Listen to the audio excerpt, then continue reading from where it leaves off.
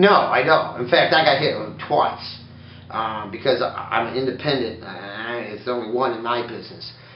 They hit me in October of 2010 or 2010, and then that was for 2010 year. And then they hit me again for 2011 one, was due January 3rd.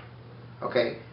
Meanwhile, they have a lot of people that get a year pass if you operate in your business in the city. In the downtown area, you get a pass for a year without paying it, but if you work outside. And how they went about getting it, and I looked into it, they picked up the yellow pages and started calling people. If your business phone number is in the yellow pages or the white pages, you got a bill in the mail. And then it depends how big your business is, how many people. It's like a head tax, basically. But a lot of people have it, and other people don't have it.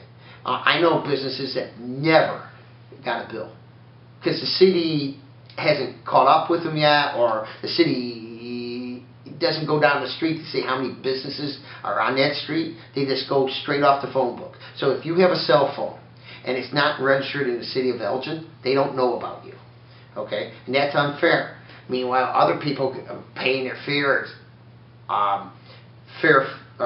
freight along the way. They're saying, why do we have to pay it? And if I have a business in downtown Elgin because of the construction, we gave them a waiver for a year. That's not fair. It's not fair at all. So the city needs to get together and figure out an honest way. If you're going to give a business license fee out, whatever, make sure it covers everybody, not this couple people over there, a couple people over there. That's not good enough.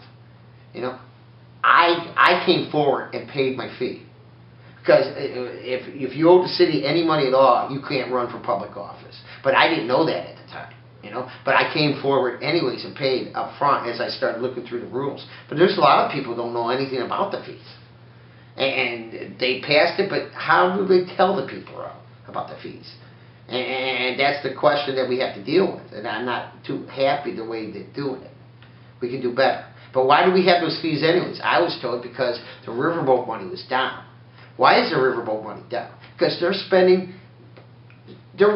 blowing so much money over there at City Hall. It's unbelievable. All these studies. I heard one's total the other night, $2 million a year in studies.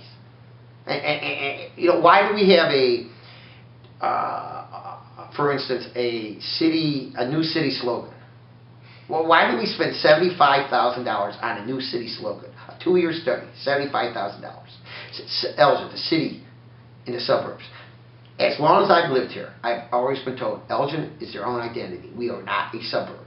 So they go out to get a outside contractor, doesn't know about Elgin, and they come up with this slogan, Elgin in the city of the suburb. It doesn't make sense. And we paid them $75,000. I could have took 10 pizzas, went to a local grade school, and over lunch came up with a better slogan and saved the city $75,000. So that's what I'm talking about, blowing money. We don't need to blow money on that. We didn't need to give that softball team $700,000. You know, and they want to do a $97,000 study on putting a bike path along US 20. At the same time, the state of Illinois is doing a study to expand US 20 to 3 lanes.